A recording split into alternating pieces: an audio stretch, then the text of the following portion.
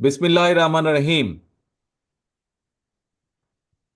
আজকের এই অনুষ্ঠানে সম্মানিত সভাপতি, মঞ্চে উপস্থিত কেন্দ্রীয় পর্যায়ে বিএনপির নেতৃবৃন্দ, উপস্থিত জেলা পর্যায়ে সহ নেতৃবৃন্দ, আমার সামনে উপস্থিত বিএনপি নেতাকর্মী সহ এলাকাবাসী সহ উপস্থিত মুরব্বীবর্গ, আসসালামু আলাইকুম। আজকের আমাদের এইখানে যে এই অনুষ্ঠানটি একটি অত্যন্ত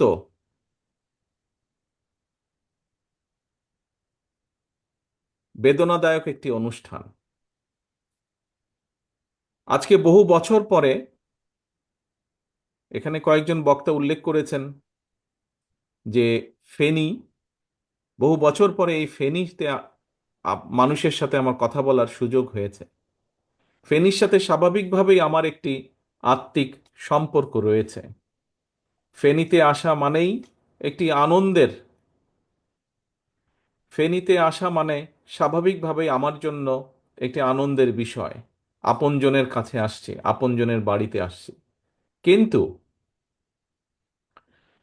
কিন্তু প্রিয় ভাই বোনেরা, আজকের এই আশাটি আমাদের সকলের জন্য অত্যন্ত বেদনাদায়ক।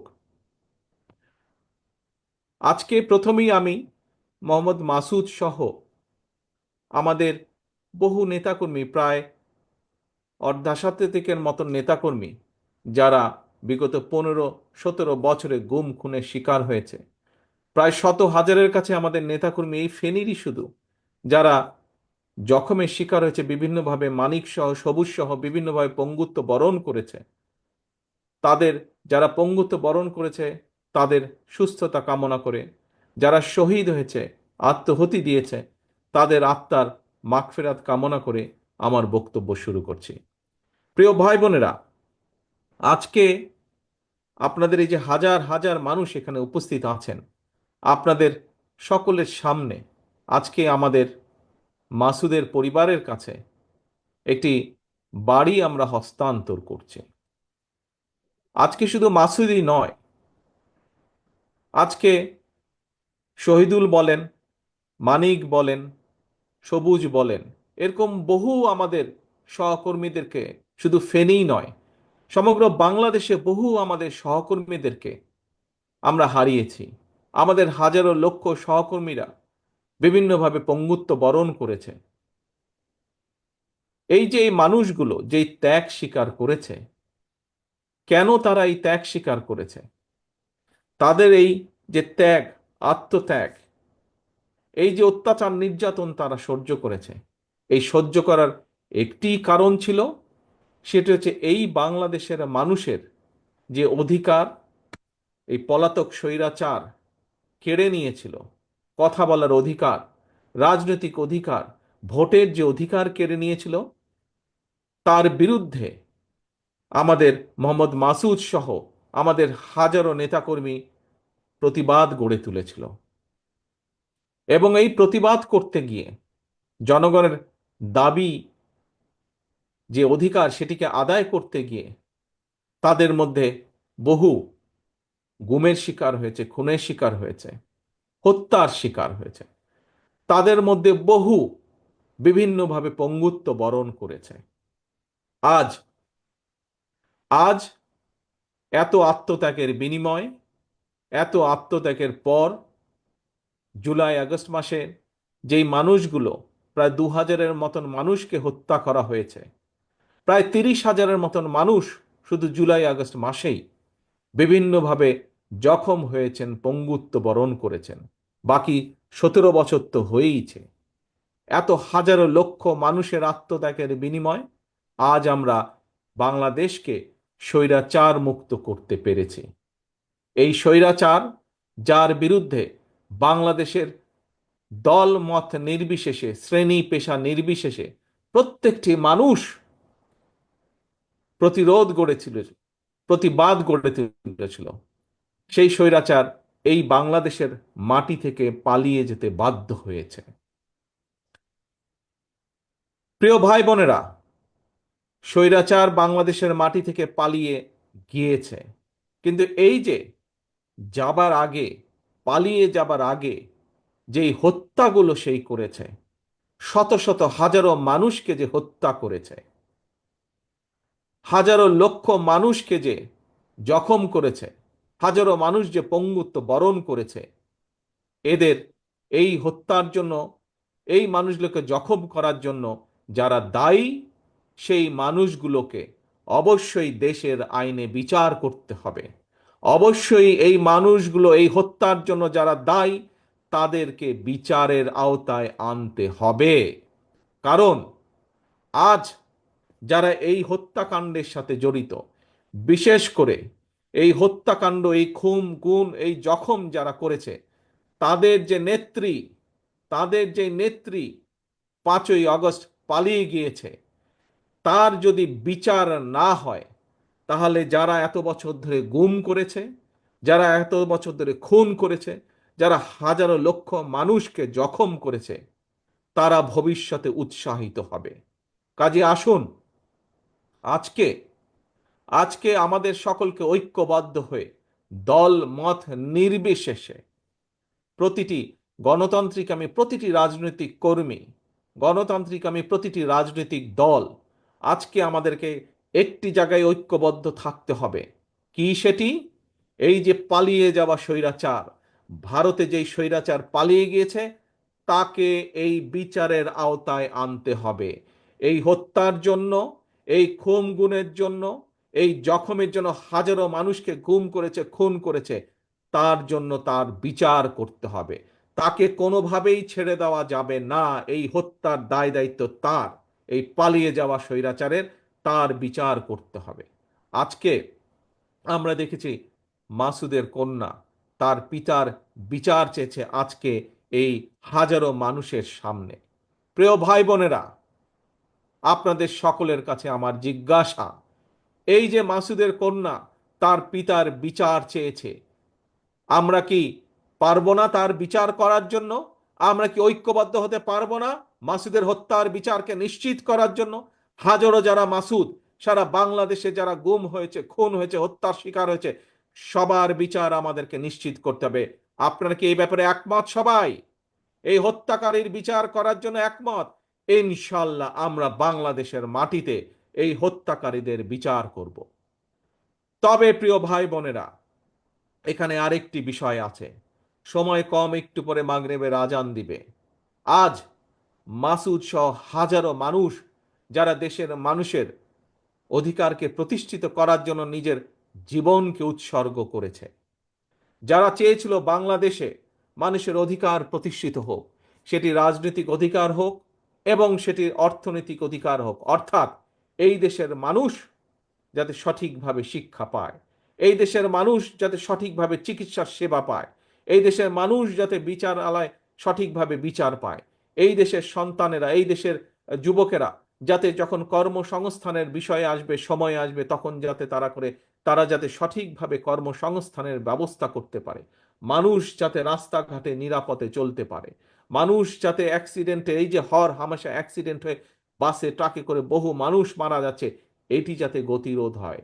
সর্বোপরি আসল যেই কথাটি, বাংলাদেশের মানুষ যেভাবে বাংলাদেশকে প্রত্যাশা করে, যেখানে আইনের শাসন থাকবে, যেখানে মানুষের কথা বলার অধিকার থাকবে, স্বাধীনতা থাকবে, যেখানে মানুষের স্বাধীনতা থাকবে নিজের মত প্রকাশের, এই রকম একটি বাংলাদেশের মানুষের প্রত্যাশা করেছে।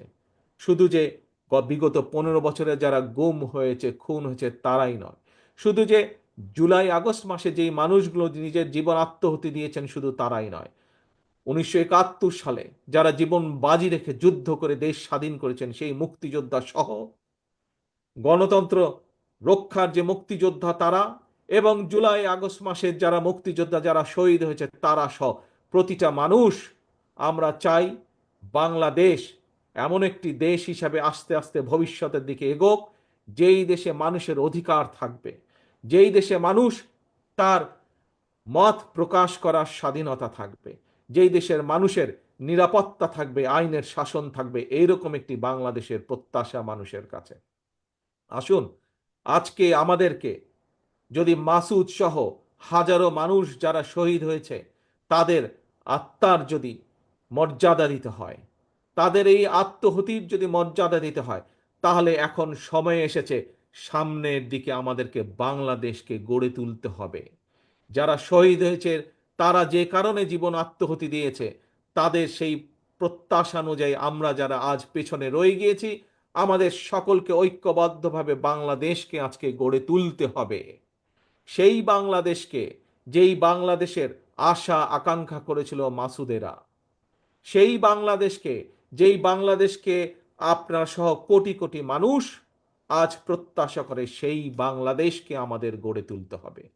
প্রিয় ভাই ও বোনেরা, আপনাদেরই মেয়ে দেশনেত্রী খালেদা জিয়া, আপনারা দেখেছেন দেশনেত্রী খালেদা জিয়া যখন আপনাদের দোয়ায় আল্লাহ রহমতে এই দেশ পরিচালনা করেছেন, কিভাবে চেষ্টা করেছেন বাংলাদেশের মানুষের কর্মসংস্থানের জন্য, কিভাবে চেষ্টা করেছেন এই দেশে যাতে মিল কারখানা তৈরি হয়, কিভাবে উনি চেষ্টা করেছেন কিভাবে এই দেশের সন্তানেরা যাতে লেখাপড়া করে, বিশেষ করে আমাদের মেয়েরা যাতে লেখাপড়া করতে পারে, বোনেরা যাতে লেখাপড়া করতে পারে, শিখতে পারে, সেই ব্যবস্থা করেছেন।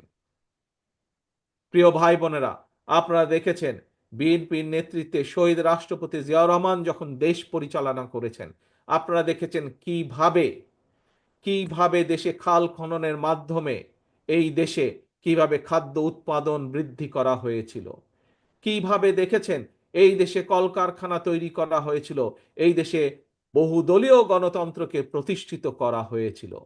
কাজেই আসেন, আমরা প্রতিবার দেখেছি যে যখনই আল্লাহর রহমতে বিএনপি দেশ পরিচালনার সুযোগ পায়, বিএনপি সেই পদক্ষেপগুলো গ্রহণ করে যার ফলে দেশ এগিয়ে যায়, যার ফলে দেশের মানুষ আস্তে আস্তে করে সমৃদ্ধির পথে এগিয়ে যায়।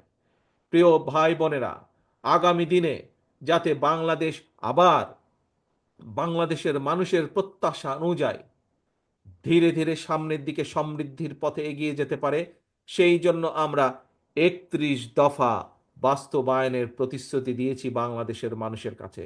সেই জন্য আমরা 31টি দফা তুলে ধরেছি। সেই 31 দফার মধ্যে আমরা দিয়েছি কিভাবে কৃষককে তার পণ্যের মূল্য দিব, কিভাবে আমরা কৃষকের কাছে সার বীজের ব্যবস্থা নিশ্চিত করব, কিভাবে এই দেশের মানুষের স্বাস্থ্য সেবা আমরা নিশ্চিত করতে চাই, কিভাবে এই দেশের শিশু সন্তানদের লেখাপড়ার ভবিষ্যৎ আমরা নিশ্চিত করতে চাই, কিভাবে আমরা বেকারদের কর্মসংস্থান করতে চাই, কিভাবে নারীদের স্বাধীনতা নিশ্চিত করতে চাই, এইভাবে আমরা 31টি দফা দিয়েছি। প্রিয় ভাই বোনেরা, আজকে আমরা বিভিন্ন মানুষের কাছে আজকের যেই অন্তর্বর্তীকালীন সরকার, সেই সরকারকে আমরা দেখেছি সংস্কার প্রস্তাবের জন্য কমিশন গঠন করে দিয়েছে। সেই কমিশনের কতগুলোকে দেখেছি আমরা, তারা সংস্কার প্রস্তাব কিছু কিছু উপস্থাপন করেছে এই অন্তর্বর্তীকালীন সরকারের কাছে। আজ যারা সরকার বা সংস্কার নিয়ে কথা বলছে, সরকারের ভেতরেই হোক সরকারের বাইরেই হোক, কিন্তু আজ থেকে প্রায় 2.5 বছর আগে আপনাদের এই প্রিয় দল বাংলাদেশ জাতীয়তাবাদী দল দেশের মানুষের কাছে দেশকে গঠনের জন্য, রাষ্ট্র কাঠামোকে মেরামতের জন্য আজ থেকে 2.5 বছর আগে এই দফাগুলো দিয়েছে, 31 দফা দিয়েছে বা সংস্কার প্রস্তাব দিয়েছে। আজকে থেকে 2.5 বছর আগে, যেই সময় স্বৈরাচার অস্ত্রের জোরে এই দেশের রাষ্ট্র ক্ষমতাকে ধরে রেখেছিল, সেই সময় বিএনপি ছাড়া আর কেউ কোনো সংস্কারের কথা বলেনি। আজ শুধুমাত্র এক বিএনপি বলেছিল। প্রিয় ভাই বোনরা, কেন বিএনপি বলেছিল?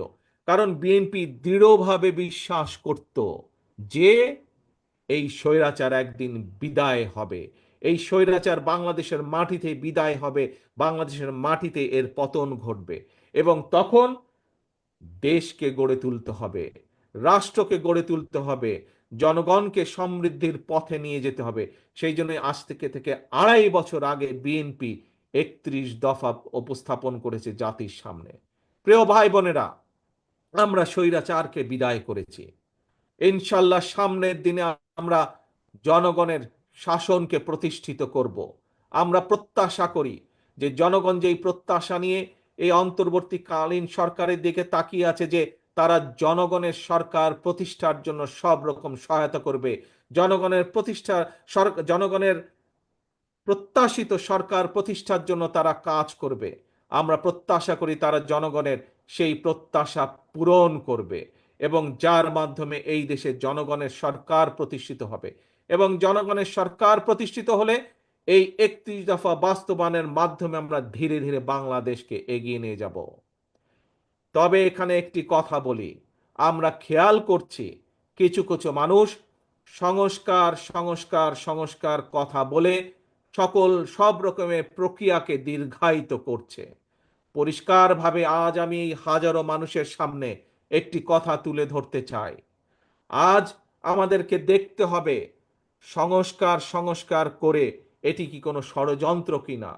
যদি সংস্কার সংস্কার করে এই বিষয়টিকে যদি দীর্ঘায়িত করা হয় তাহলে দেশের সমস্যা বাড়বে।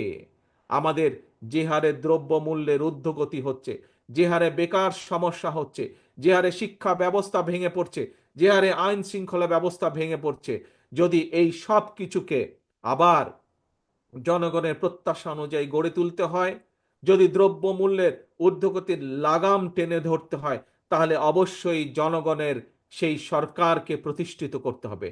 যত দ্রুত আমরা জনগণের সরকারকে প্রতিষ্ঠিত করতে পারবো, তত দ্রুত আমরা বাংলাদেশকে আমরা তত দ্রুত সমৃদ্ধির পথে নিয়ে যেতে সক্ষম হব। প্রিয় ভাই বোনেরা, আসুন আজকে আজকে যে কারণেই আমরা এখানে হাজারো মানুষ উপস্থিত হয়েছি, আজকে সকলে মিলে আমরা শপথ গ্রহণ করি যে আমরা সেদিনই সেদিনই আমরা মাসুদ সহ সকল শহীদদেরকে যথাযথ মর্যাদা দিতে পারবো, যতদিন পর্যন্ত এই বাংলাদেশের মানুষের শাসন প্রতিষ্ঠিত না হবে। যেদিন বাংলাদেশের মানুষের রাজনৈতিক অধিকারকে প্রতিষ্ঠিত করব, যেদিন বাংলাদেশে মানুষের সরকার প্রতিষ্ঠিত হবে, ভোটের মাধ্যমে দেশের মানুষের সরকার প্রতিষ্ঠিত হবে, সেদিনই আমরা মাসুদ সহ আমাদের হাজারো শহীদের সঠিক আমরা মর্যাদা প্রদান করতে পারবো। আসুন আমরা প্রতিজ্ঞা গ্রহণ করি, যতক্ষণ পর্যন্ত মাসুদের আত্মার সেই মর্যাদা আমরা প্রতিষ্ঠিত করতে না পারবো, ততক্ষণ পর্যন্ত আমাদের সংগ্রাম বন্ধ হবে না, ততক্ষণ পর্যন্ত আমাদের আন্দোলন চলমান থাকবে, জনগণের শাসন যতদিন প্রতিষ্ঠিত না হতে পারে। কি ভাইরা, আমরা এই শপথ নিতে পারি? আসুন আমরা আজকে হাত তুলে সকলে এই শপথ গ্রহণ করি। আমাদের সকল শহীদদের, স্বৈরাচার মুক্ত আন্দোলনের শহীদদের আত্মার যদি যথাযোগ্য মর্যাদা দিতে হয়, তাহলে আমাদেরকে বাংলাদেশের মানুষের গণতন্ত্রের শাসনকে প্রতিষ্ঠিত করতে হবে। এবং যতদিন পর্যন্ত সেই গণতন্ত্র প্রতিষ্ঠিত না হবে, ততদিন পর্যন্ত আমাদের আন্দোলন অব্যাহত থাকবে। ধন্যবাদ সকলকে। তবে এখানে আমাদেরকে খেয়াল রাখতে হবে প্রিয় ভাই বোনেরা, আমাদের ভিতরের কিছু কিছু মানুষ এবং নতুন করে কিছু কিছু মানুষ আমাদের ভেতরে ঢুকে বিভ্রান্তি তৈরি করছে। তারা সমাজে এমন কিছু কাজ করার চেষ্টা করছে যেখান থেকে সাধারণ মানুষ বিভ্রান্ত হতে হবে। আপনাদের সকলকে, এই সকল অনুচরদের বিরুদ্ধে আপনাদের সকলকে সজাগ থাকতে হবে, সকলকে সতর্ক থাকতে হবে, যাতে তারা আমাদের এই গণতন্ত্র প্রতিষ্ঠার আন্দোলনকে যাতে কোনোভাবে তারা ব্যাঘাত ঘটাতে না পারে। প্রিয় ভাই বোনেরা, আসুন আমরা সকলে, এখনই মাগরিবের আজান দিবে, আমি আর বক্তব্য লম্বা করব না। আসুন আমরা সকলে আজকে আমাদের এই স্বৈরাচার মুক্ত আন্দোলনের, স্বাধীনতা যুদ্ধে যে সকল ব্যক্তি শহীদ হয়েছেন সকলের আত্মার মাগফিরাত কামনা করে, এবং যতক্ষণ পর্যন্ত আমাদের আন্দোলন গণমানুষের সরকার প্রতিষ্ঠিত না হবে, জনগণের রাজনৈতিক অধিকার প্রতিষ্ঠিত না হবে, আমাদের আন্দোলন অব্যাহত থাকবে। এই শপথ রেখে, এই শপথ নিয়ে, এই প্রত্যাশা রেখে আমি আবার বক্তব্য শেষ করছি। আল্লাহ হাফেজ। বাংলাদেশ জিন্দাবাদ। বাংলাদেশ জাতীয়তাবাদী দল জিন্দাবাদ।